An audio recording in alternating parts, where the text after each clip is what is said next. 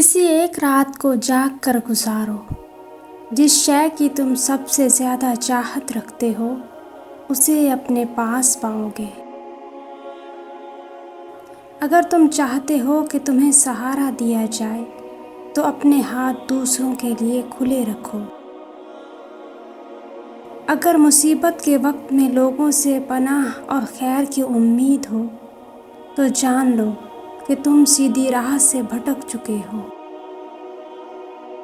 خالی پیٹ رہنے میں پوشیدہ راز ہے۔ ایسی مصیبت جس میں ہمارے لیے بہتری ہو وہ سزا نہیں ہوتی۔ اگر خود کو کمزور پاؤ تو باعزت طریقے سے پیش آؤ۔ کوئی مشکل سوال پوچھو اور ایک بہترین جواب تمہارے سامنے آ جائے گا۔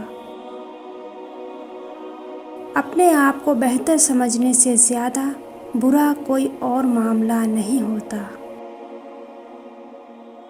اگر تم اللہ سبحانہ تعالیٰ سے رحم چاہتے ہو تو اسے معاف کر دو جو تم سے معافی طلب کرے، اور اگر تمہیں اللہ سبحانہ تعالیٰ کے رحم کی تلاش ہے تو پہلے کمزور پر رحم کرنا سیکھو۔ یہ تکالیف تم تک کچھ پیغام لے کر آتی ہیں۔ ان پیغامات کو سنو، ان مصائب کا سامنا کرو۔ غم کی رات کا اختتام ہونے کو ہے۔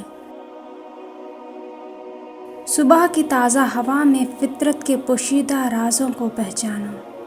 اس وقت سونا نقصان کا باعث بنتا ہے۔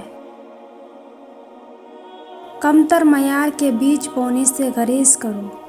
یاد رکھو کہ اگر ایسا کیا تو تمہیں بری فصل ہی ملنے والی ہے۔ بارش اور سورج کی تپش سے بیج اگ کر ہی رہیں گے۔ اللہ سبحانہ تعالیٰ ہم آپ سے اچھے اخلاق سکھائے جانے کا سوال کرتے ہیں، کیونکہ جو شخص اچھے اخلاق سے محروم ہو وہ آپ کے فضل سے بھی محروم ہے۔ تم کسی شخص کے ساتھ بغض کو سالوں اپنے دل میں رکھتے ہو۔ ایسے بوجھ کو اٹھائے ہوئے تم عاجزی کو کیسے اپنا سکتے ہو، اور ایسے معاملات کو ذہن میں رکھتے ہوئے تم اپنی منزل تک کیسے پہنچ سکتے ہو؟ جب دل ہی ادھر ادھر کے خیالات میں مگن ہو تو اللہ سبحانہ تعالیٰ کی اطاعت اور ذکر میں کیسا سکون مل سکتا ہے۔ امن اور سلامتی کا پھول پرسکون ماحول میں نشو و نما پاتا ہے۔ اپنی زبان کو ایسا امن کا پھول بناؤ۔ اپنے زخم پر نظر جمائے رکھیں اور توجہ کو ہٹنے مت دیں، کیونکہ یہی وہ جگہ ہے جہاں سے حق کی روشنی آپ کے جسم میں داخل ہوتی ہے۔ ہوا جو کہ درختوں کو جڑ سے اکھاڑ پھینکتی ہے، وہی ہوا گھاس کو نشو و نما بھی پہنچاتی ہے، کیونکہ قدرت کی جانب سے چلائی گئی اس ہوا کو گھاس کا جھکاؤ اور عاجزانہ انداز بہت پسند آتا ہے۔ جو شخص بھی مدد لے کر آئے اس کے شکر گزار رہو، کیونکہ اسے خدا کی جانب سے ہدایت بنا کر بھیجا گیا ہے۔ اگر کسی کو نقصان پہنچاؤ گے تو جان لو کہ تم اس نقصان کو اپنی جانب متوجہ کر رہے ہو۔ کسی بھی برے کام کو چھوٹا گناہ مت سمجھو، ایسا کرنے سے دل بہت جلد سیاہ ہو جاتا ہے۔ اس دنیا میں وقت گزارتے ہوئے چھپنے کی جگہ تلاش مت کرو۔ ہر غار میں تمہیں کوئی نہ کوئی دشمن ضرور ملے گا۔ اگر تم چوہوں کے ساتھ رہنے لگو تو بلی کے پنجے تم تک پہنچ ہی جائیں گے۔ صرف اللہ سبحانہ تعالیٰ کے ساتھ وقت گزارنے میں تمہیں حقیقی سکون مل پائے گا۔ توبہ ایک عجیب و غریب قسم کی سواری ہے۔ یہ انسان کو ذلت کے گڑھے سے بلندی اور قبولیت تک کا سفر بہت تیزی سے طے کروا دیتی ہے۔ تم جتنا بھی تلاش کر لو اسے نہیں ڈھونڈ پاؤ گے، صبر سے کام لو اور ہر وہ کام کرنے کی کوشش کرو جس سے تمہاری روح میں حرارت پیدا ہو۔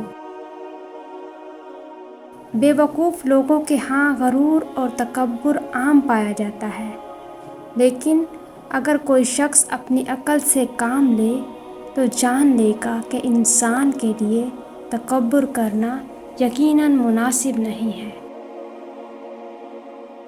ہر ایسے کام سے گریز کرو جو تمہیں موت یا بیماری کی جانب لے جائے، یا جس کو سر انجام دینے سے تمہیں خوف محسوس ہو یا تمہاری عزت پر حرف آئے۔ جو شخص عزت کے ساتھ پیش آئے اسے عزت ہی ملتی ہے۔ جو شخص اچھے اخلاق کا مظاہرہ کرے لوگ اس کے لیے آنکھیں بچھا دیتے ہیں۔ نیک عورتیں ہمیشہ نیک مردوں کی جانب ہی مائل ہوتی ہیں۔ جس شخص کو بھی اپنی زندگی سونے چاندی کے نام کرتے دیکھو تو اے لوگو جان لو کہ اس شخص نے کبھی اللہ سبحانہ تعالیٰ کی محبت کا مزہ نہیں چکھا۔ اپنی نگاہوں کو نیچا رکھو، اس حکم کی وجہ یہ ہے کہ دل کو دنیاوی محبت کے زہر سے دور رکھا جائے۔ بعض اوقات اللہ سبحانہ تعالیٰ ہماری دعائیں قبول کرنے میں دیر کر دیتے ہیں تاکہ دعا کرنے والا شخص عاجزی کے ساتھ گڑ گڑاتے ہوئے دعا مانگتا رہے۔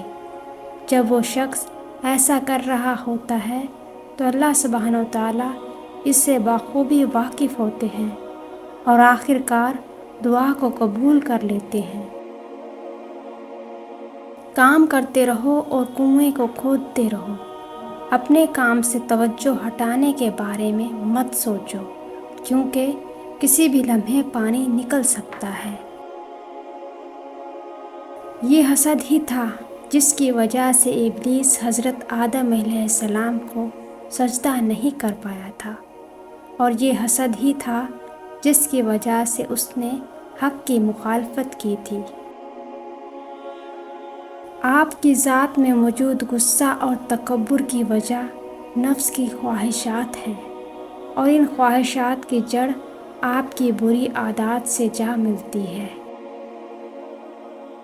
حضرت عیسیٰ علیہ السلام نے جواب دیتے ہوئے فرمایا، جہالت کی بیماری در حقیقت اللہ سبحانہ تعالیٰ کا غضب ہے۔ اندھا ہو جانا سزا نہیں بلکہ اللہ سبحانہ تعالیٰ کی طرف سے آزمائش ہے۔ آزمائش ایک ایسی تکلیف ہے جس کے ساتھ اللہ سبحانہ تعالیٰ اپنا کرم فرماتے ہیں، جبکہ جہالت ایک ایسی بیماری ہے جس کے ساتھ اللہ سبحانہ تعالیٰ کا قہر نازل ہوتا ہے۔ اے لوگو میری صورت پر چھائی کمزوری کو مت دیکھو، کیونکہ میرے پاس ایک خاص طاقت ہے۔ کیا تم جانتے ہو کہ بادشاہوں کے بادشاہ کے ساتھ میرا دل کا رشتہ ہے؟